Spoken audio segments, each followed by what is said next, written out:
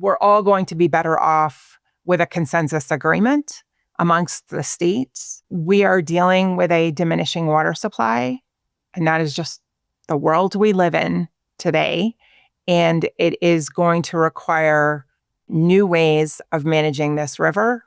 And we are all in this together. There is no water user in this basin who will remain unaffected, whether they are required to take a shortage or whether the snow simply doesn't arrive on the mountain that supplies their local reservoir. We are all going to have to figure out how to use less water in the future.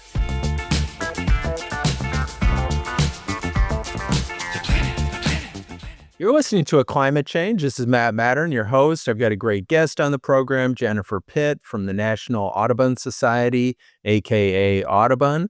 And Jennifer, thank you for joining the show. Thanks for having me.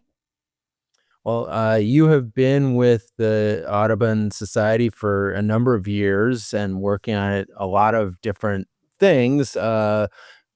I think primarily on the Colorado River Basin and the work that you've done there. Just kind of like to always back up to the beginning and say, hey, what was the path that led you to this environmental, way of life that you're living?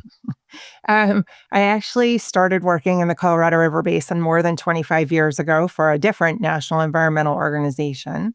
At the time, I was recruited from the East Coast, having worked in D.C. for a little while on river management issues from a national perspective for the federal government. I am really happy that I found my way into nonprofit advocacy, and really happy that I found my way to the Colorado River a little bit serendipitously. But I've stuck with it for a really long time. So to me, that says it's been a good fit. So did you grow up back east, or where were you from originally? I grew up on the banks of the Hudson River, and I actually went to elementary school at a time when Pete Seeger was sailing his Clearwater sloop up and down the Hudson, working on getting PCBs out of the river. So I think I was exposed to advocacy for rivers at an early age. Okay. Well, I mean, that was back when the country seemed to be united upon the desire to clean up our waterways and clean up our air from all the pollution that had been dumped for decades and decades. Now, tell us kind of what your story was in terms of you went to Harvard and got a master's in environmental science and policy, and you also went to Yale. What drove you to get involved in those areas, before you were in college, I assume? I think I figured it out in a long process through school and after. Back when I went to undergrad, there was not a clear path to do any kind of environmental studies major. So I ended up studying history and literature of the United States. And I think, if anything, that just made me attuned to the stories that we tell about our past and our future and how we live. And that has come in that ability to focus on narrative as a way to understand a very complex arena and complex array of facts has come in handy. But if I think back, maybe the one class I took that was most influential was history of the vernacular landscape. The shorthand for that class was gas stations. But the thought was that there were ways that the United States was developed that had an impact on our landscape that was perhaps not deliberate, but in fact is very impactful. And it made me start looking at the land and landscapes in a very different way than I had before.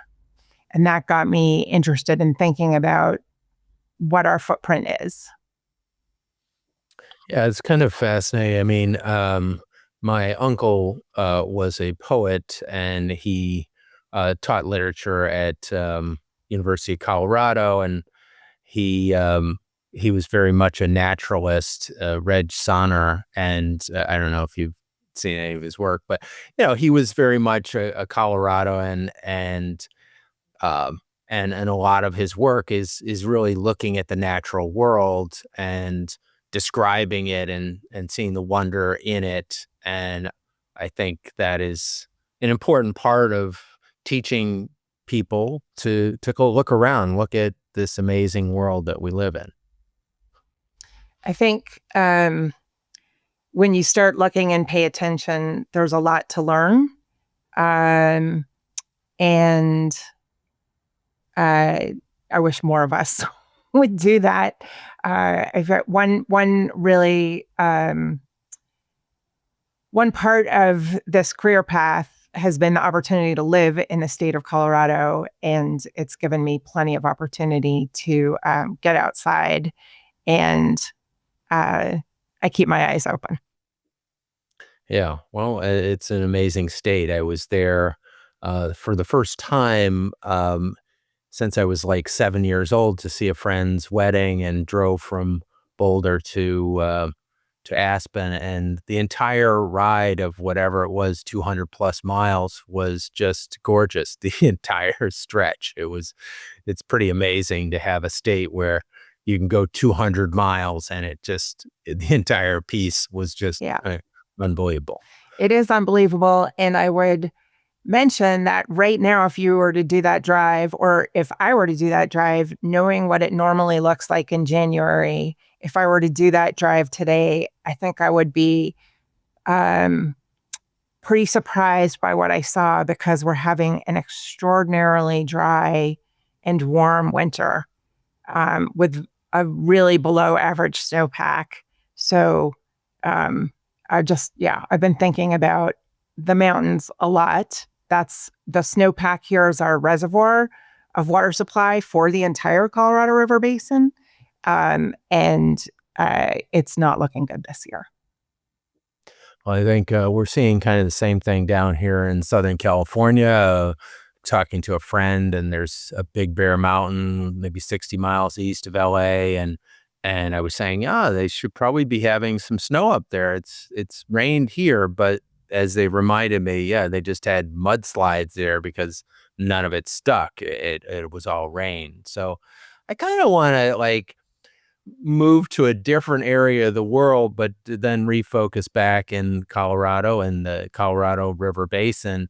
Um, we see some stories coming out of Iran recently where they're talking about they mismanaged the water so badly they might have to evacuate the city of Tehran, which is like 15 million people. You know, is it possible that we could mismanage our water to that extent? And what is being done to kind of, you know, not go in that direction, but are there forces at work that are just more powerful than us, we humans, to reverse the course of what could be really existential climate change? It's a great question. And the way I think about it, those kind of risks tend to be the intersection of both unusually dry conditions, extended droughts, but also failures of governance. Typically, society sets up management over water supplies. And certainly in the Colorado River Basin, we've set up a ton of infrastructure. The ability of our reservoirs to store water is 4 times greater than the historic annual average flow of the Colorado River, which is one of the biggest storage to flow ratios of a river system anywhere. Unfortunately, today, those reservoirs sit at about 2/3 empty. They were full 20 years ago. The issue that you mentioned possibly unfolding in Iran is something that we've also heard as a worry at times in South Africa and in other places around the world. It's been described as a day zero, where all of a sudden your reservoir, that's your water supply for a large population, can't, is empty. And typically, particularly in the Colorado River Basin, where our storage is so much larger than the annual water supply, we started 25 years ago with full reservoirs with basically a robustly full bank account. And our governance thus far has allowed those reservoirs to get down to 30%. They're not on, but in the next year, I don't think we have a risk of a day zero where water can't come out of the dams. But what we need for the future is rules that allow the system operators, the federal dam operators, certainty of how to operate and how to allocate shortages to ensure that we don't ever get there. And that's what is so urgently important about a rulemaking process that has been underway for a few years now to ensure that there are rules in place for 2027 and beyond. The existing agreements for how to handle Colorado River water shortages were put in place the first part of it put in place back in 2007. It's been amended a few times with additional agreements, but they all effectively sunset at the end of this year. And so we are urgently in need of some new guidelines to make sure that we don't run the risk of the kind of catastrophic water shortage that you're describing. Well, in terms of cities that are experiencing water shortages, from what I've heard, like Phoenix, Las Vegas, southern Utah, maybe even northern Utah with the Great Salt Lake kind of disappearing, things of this nature seem pretty substantial. And then we have farmers that are being fed water that are growing crops in areas that really probably were never meant to grow the types of crops that they're growing. And it just doesn't seem to make much sense to me that we're doing that. Well, let me say this. We do all need food and fiber, right? We wear clothes that are made out of things that were grown, and we certainly eat things that farmers produce. It is true that the Colorado River water, about 80% of it is used in irrigated agriculture. And particularly in the southern portions of the Colorado River Basin, in southern Arizona, southern California, and northwestern Mexico, those are some of the most productive farmlands anywhere in North America, with particularly in the wintertime, with consistent warm temperatures and sunshine and a reliable water supply thus far coming from those reservoirs with Colorado River water, producing the vast majority of our North American vegetables and salads in the middle of the winter, when the rest of the country, when in the rest of North America is often too cold, or in most places too cold to produce it. That said, I'm not going to argue that there's no additional efficiency that can be reached in irrigated agriculture. And I also think that in this moment of declining water supply in the Colorado River, where we know that there's not enough water to sustain all the water uses that have been developed over the last century, that something's got to give. And clearly, those of us who are Colorado River water users in cities or communities, we can all do a better job. But doing a better job on 20% of the water supply or 15% of the water supply is only going to yield so much. So it's clear that some reductions in irrigated agriculture are inevitable going forward. And I think it's most likely that, at least from an economic perspective, the the most logical place for some of the water use reductions to take place would be in summer crops that are taking a lot of water because it's so hot in the desert, in the Sonoran Desert and the Mojave Desert, and also in crops that are typically animal feed. So it is still part of our food supply, but it's crops that are being used to feed animals for either meat production or dairy production. And the tricky thing about that is that the way water is managed in the Western United States is under a priority system. And those farmers, regardless of what they're growing, tend to have the most senior water rights because they are the first ones to have arrived in this region of the country and developed water under our current water allocation or water right systems. So in order for them to be incentivized to use less water, even in the summertime growing a crop that is not their most profitable, somebody has to typically pay them to do that. Our current legal framework does not support taking water away from them because it's their property right and it's a senior water right. So they What about buying them out? What about saying, hey, you've got this water right. We're going to eminent domain it and we're going to pay you something for it. We're not going to give you zero, but and who knows, maybe they'll become billionaires, but maybe we're better off with having some billionaire farmers than having 80% of our water used in ways that are less than optimal.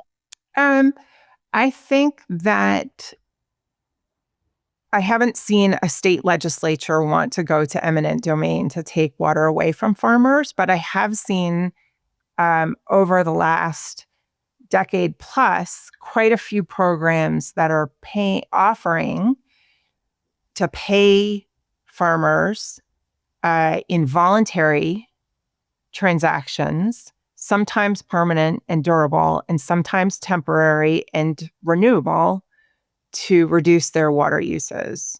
And that has typically been more politically viable because, as you know, I don't know about in the water context, but I would assume it would be similar to the land context. Nobody is really that wildly excited to be told, we'll pay you, but you must give up your land to eminent domain. So I would assume the same about water.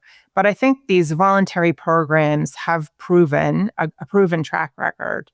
So there are models where investment is allowing farmers to continue farming, but perhaps having invested in their irrigation infrastructure more efficiently.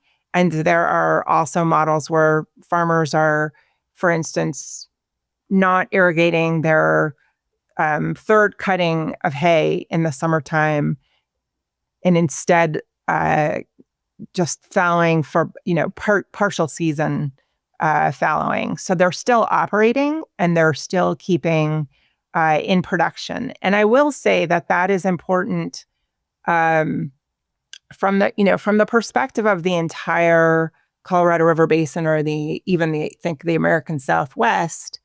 That economic impact, say, of a partial season fallowing might be very small at the scale of the region.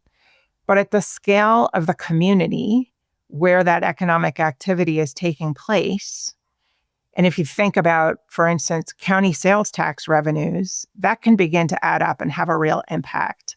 And we don't want to undermine the economic stability of rural communities. So it is important to think about how these programs play out, both at the very local level as well as at the basin-wide level. But you come back to the basic facts that our water supply is shrinking, and we do have to figure out how to use less water.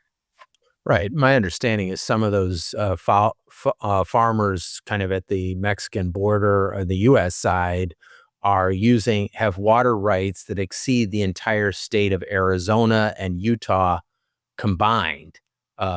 So they have, and possibly Nevada. I mean, it was like an incredible amount of water rights for this small group of farmers.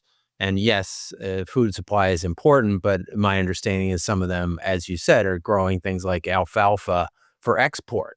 So it's not even stuff that we're even using in the U.S. That to me looks like insanity. But I think what you'll see is a real preference in the water management community at the local, state, and federal level for voluntary programs that incentivize reductions in those uses. And I think in a sort of rational economic framework, those lower value, when I say value, I just mean economic returns. Like those would be the crops that a farmer would be most likely to take out, but on a voluntary basis rather than seeing it imposed well, of in a course, regulatory scheme. one has to see the costs beyond just the farmers in terms of the ecosystem and things like that. That's the problem with our whole kind of environmental system of laws, is that we haven't valued things other than pure dollar transactions and what's the cost of the community health wise, and all the other ramifications of destroying an ecosystem just haven't been a part of our calculus up to this point in time. Are there things that are being done that put more variables into the calculus so that we're getting a better accounting, for lack of a better term? Um, it is true that there's no law that protects the Colorado River ecosystem. There are some laws that apply. The Endangered Species Act has been used to help set up habitat replacement programs in both the upper basin and the lower basin. But typically, the kind of work that I do and my colleagues do is really without any kind of legal backstop or framework, but rather is born of us trying to figure out solutions for places where river ecosystem is not doing well, to try to improve that situation without legal tools, but rather in cooperation with jurisdictional authorities and water users. Basically looking for solutions that align with management solutions that they see making sense. And we have had progress. I'm not saying it's perfect. It's just what we are able to do. And so that's how we work. So one example of that is actually in Mexico, the last 100 miles of the Colorado River have effectively not had the river flowing in it for most of the last half century. And that is regulated under a treaty framework that's been in place since 1944. And there really wasn't any provision for water for the river, for the, all, and for every living thing that depends on the river in that delta ecosystem. And what we were able to do is work with the federal governments of the United States and Mexico in the context of themselves trying to figure out how the two countries should share in shortages, which is a conversation that really got started seriously around 2007, to eventually adopt a binational agreement that brought the two countries together with voluntary commitments to provide some water for the river, as well as some financial resources to help rebuild habitat. And it's certainly not replacing the 2 million acre delta habitat or delta ecosystem that was lost through the course of the 20th century, but it is allowing some restoration to be put in place. So I think that is the kind of work that we're able to do without having legal tools Well, to take care of the river. speaking of legal tools, and I've talked to some guests about this recently, and curious as to get your thoughts as to the rights of nature and expanding the rights of nature to, say, the Colorado River, for instance. It seems as though other countries and some parts of the U.S. have extended rights of nature to various habitats.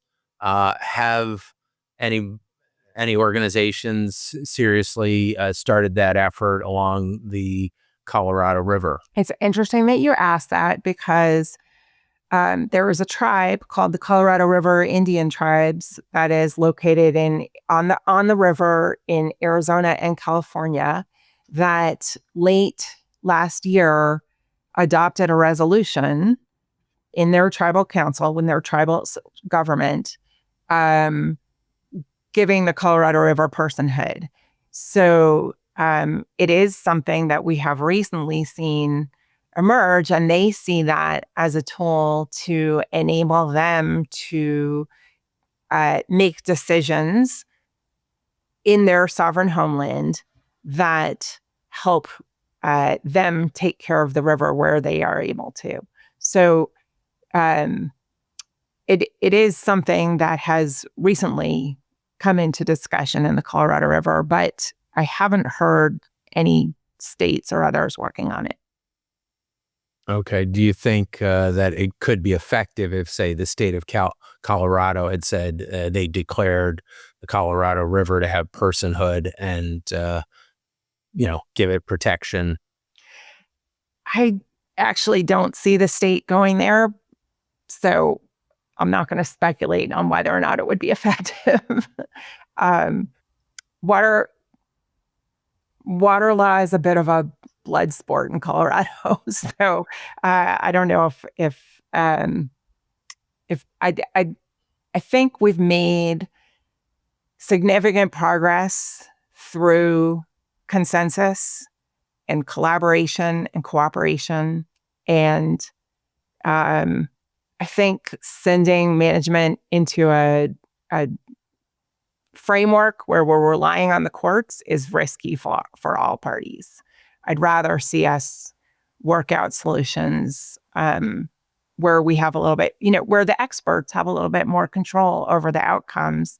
I'm not sure that asking judges to make decisions over issues that at the level of management are pretty technical necessarily gets us what we want in the end.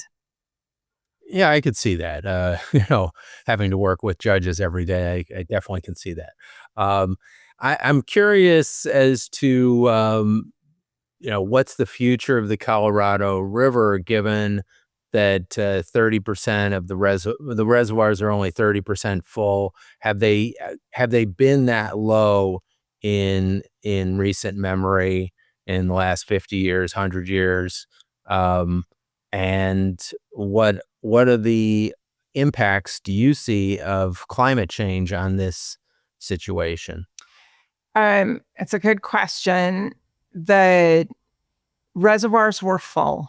The reservoir systems on the Colorado River were effectively full in 2000. And in the 80s, there were even some flood years where, notwithstanding this enormous volume and capacity to store water, the snowpack was big enough, the reservoirs were full, and there were huge floods on the lower Colorado River. That hasn't happened at all over the last 25 years. And in fact, with water uses exceeding the supply over these last 25 years, we've seen the reservoirs drop to the point where they are today at about 30%. And like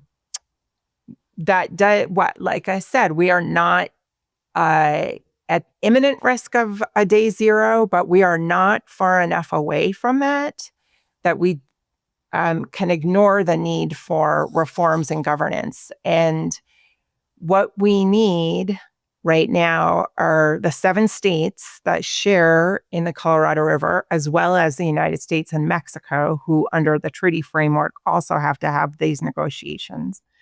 But starting with the 7 states that share the Colorado River, we need them to reach a consensus agreement about how to manage the river that we have today, which is smaller than it was in the 20th century and projected to get smaller in the future as warming dries out this landscape and reduces the water supply. We also need, in addition to agreement about how shortages are shared, we need to see more flexibility in how the reservoirs are managed. Those reservoirs are all built based on authorizing laws, and they all have complex rules around how water is released from them. And that has implications for water users being able to conserve water and store it for use in the future, kind of like a savings account in a bank. And so that kind of flexibility, which can protect reliability of supply for water users and can protect or optimize how those dams are operated to produce hydropower, and also can be used to modify flows for environmental benefit. That kind of flexibility is going to be needed in the future as we deal with a water supply that is both smaller and more variable than it was historically. Well, I look at, I don't mean to be an alarmist, but I look at only 30% full. That's like just a little over 1 year's supply. And if our rainfall is diminishing, that's cutting into it more and more. Like we could be way less than 1 year's supply or close to, day zero. Within what period of time could that hit? I mean, what's realistic, or what's possible, what's probable? What are the doom scenarios? Let's just put it on the table. I mean, I think there are some real risks that could be faced in a couple of years with 2 successive bad snowpacks, and it really isn't looking good this winter. But I will point out that we've already seen water users across the Colorado River Basin conserve volumes of water that, 10 years ago, 5 years ago, was not thought possible. But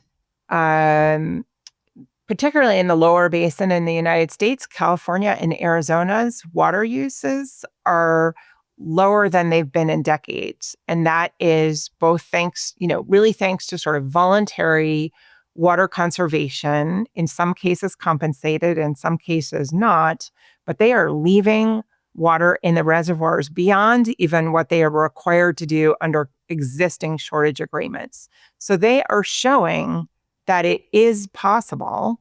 What we need now is a framework for the 7 states that acknowledges that we can save water and puts that down in a set of rules and a framework that people can rely on for the future to create that stability and reliability that we need for the water supply in the future.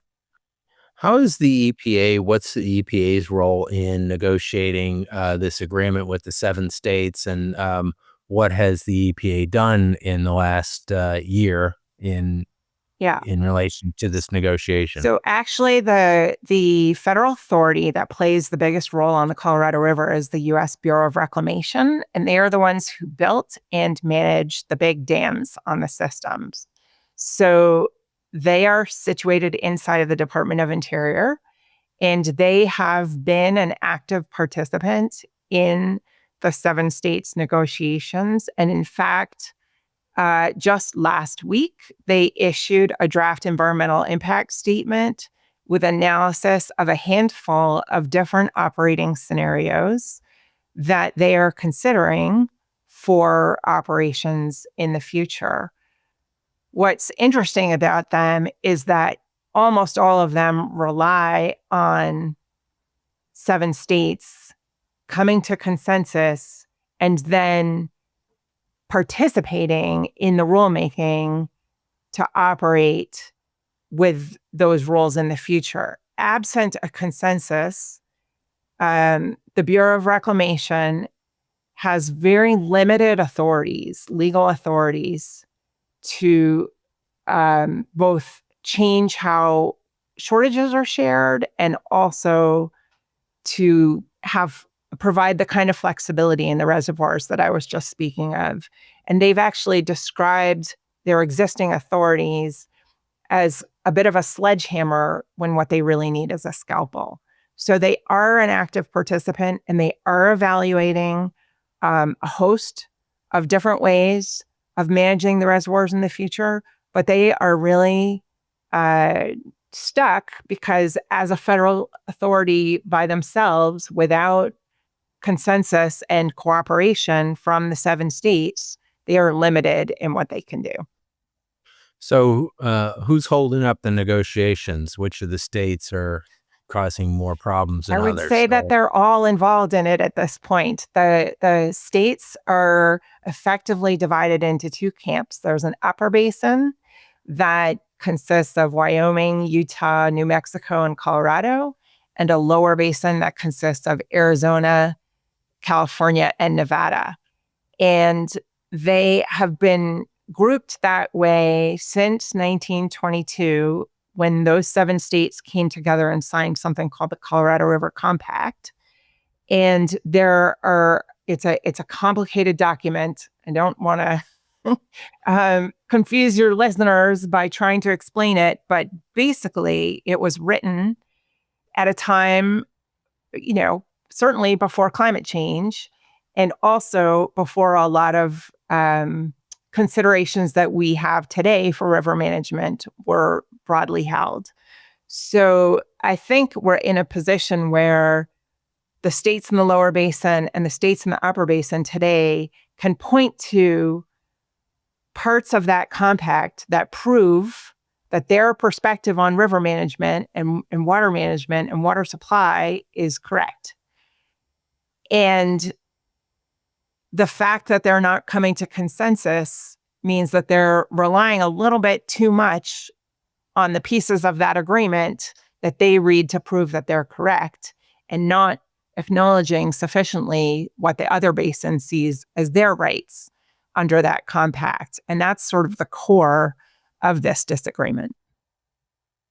Well, it's kind of like a disjointed population disparity here between, say, Wyoming with less than 1 million people and Nevada, California, Arizona having, 55 million people or something like that. That is true. And yet the way Western water law works has to do with these historic agreements and allocations of water, not how your population has grown. So I'm not saying those aren't relevant. So does Wyoming have just as much of a vote as California? I mean, I don't know about a vote, but they have water rights, and it doesn't really matter whether the water is being used. In what sector the water is being used. They have water rights as a state, an allocation as a state, that are no different from, they're different in volume, but no different in sort of priority or legal standing as any other state. Right. So we've passed the deadline, the November 11th deadline to get this deal done. Is there an agreement that's, walking into place, or divergent positions? What's the chances that an agreement is likely over the next 6 months or year? Well, that's the question everybody has. The Department of Interior gave the states a new deadline of February 14th.